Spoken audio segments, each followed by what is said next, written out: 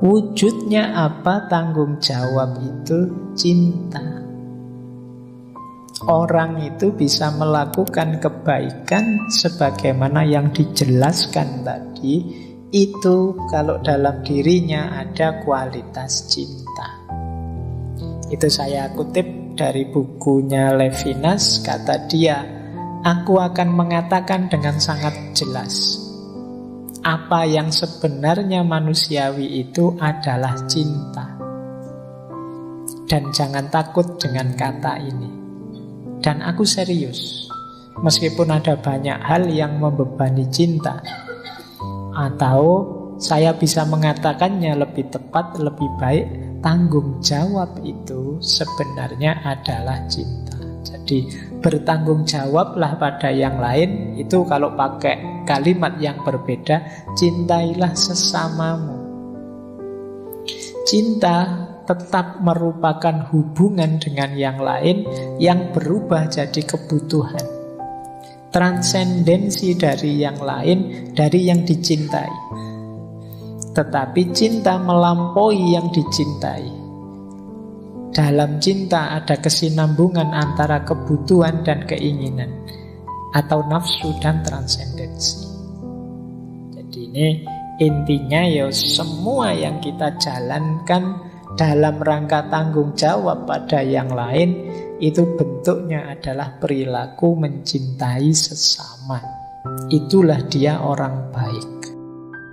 Jadi konsep semacam ini kalau dalam ilmu akhlak, dalam Islam, itu namanya isar. Jadi isar itu pengutamaan yang lain. Dan ini banyak sekali cerita-cerita, banyak sekali contoh-contoh bagaimana umat-umat terdahulu itu mengembangkan perilaku isar ini. Mengutamakan yang lain, bukan dirinya sendiri. Kadang-kadang dirinya sendiri juga perlu.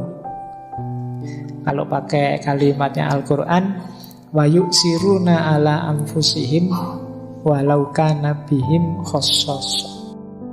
Jadi mengutamakan yang lain meskipun dia sendiri juga penuh kebutuhan.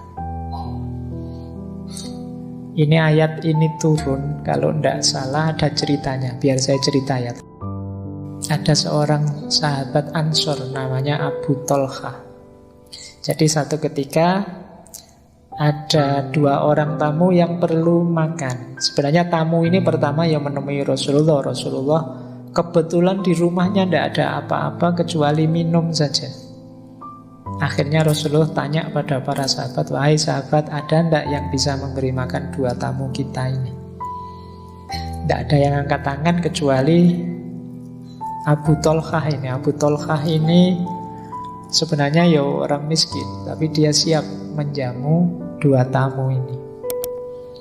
Dia jamu, pulang, tanya istrinya, wahai istriku, ada makanan apa? Tidak ada apa-apa, hanya ada makanan untuk bayi kita ini.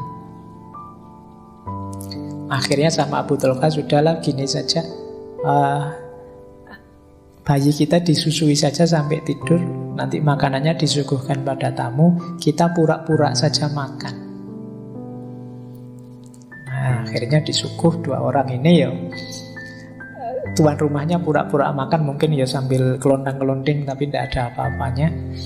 Nah, yang makan dua tamunya. Nah, setelah itu turun ayat ini.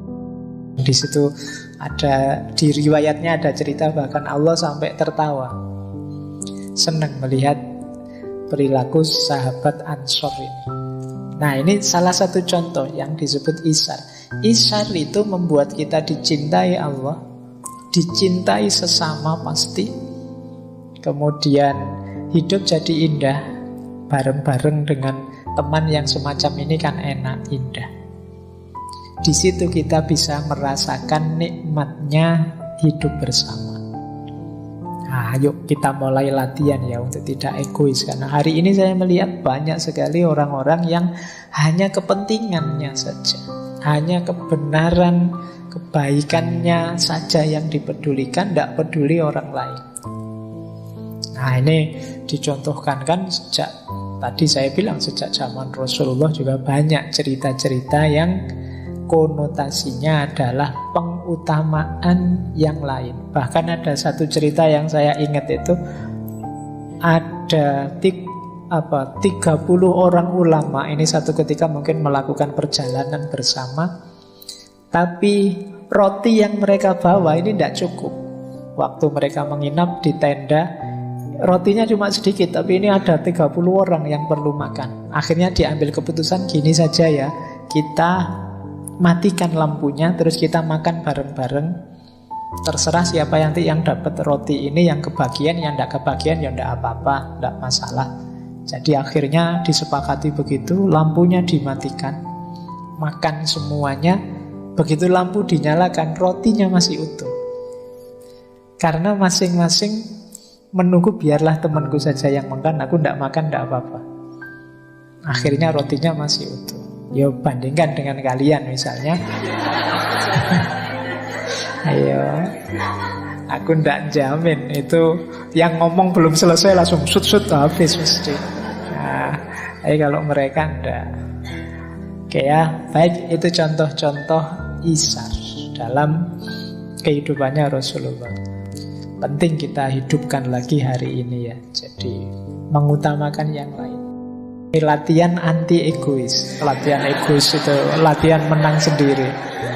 Jadi latihan untuk tidak egois. Mikir juga orang lain. Latihan mikir dari perspektifnya orang lain. Iya ya.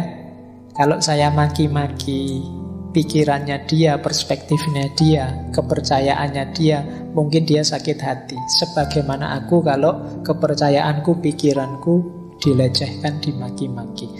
Berarti aku tidak usahlah maki-maki. Tidak setuju ya tidak setuju saja, tidak pakai maki-maki. Nah ini kemampuan seperti ini mungkin hari ini kita perlu banyak. Beda pilihan tidak masalah kok. Mungkin dia pertimbangannya beda, aku pertimbangannya beda. Tidak perlulah saling menyakiti, saling menyusahkan. Tidak perlu dengki. Gembira kalau yang kubu sana susah, atau susah kalau kubu sana sukses. Jadi kita nikmati hidup bersama yang penuh kepedulian antar sesama kita. Nah ini nanti akan jadi, saya bilang tadi, kita akan dicintai Allah, kita akan dicintai sesama. Hidup akan jadi indah. Ini mungkin sebentar lagi kita akan mengalami betapa sumpeknya cara berpikir yang sangat egois ini. Apalagi tahun depan ketika sudah mau pilihan-pilihan presiden lah, pilkada dan lain sebagainya. Ayo latihan ya berpikir yang tadi, tidak sekedar love of wisdom tapi wisdom of love.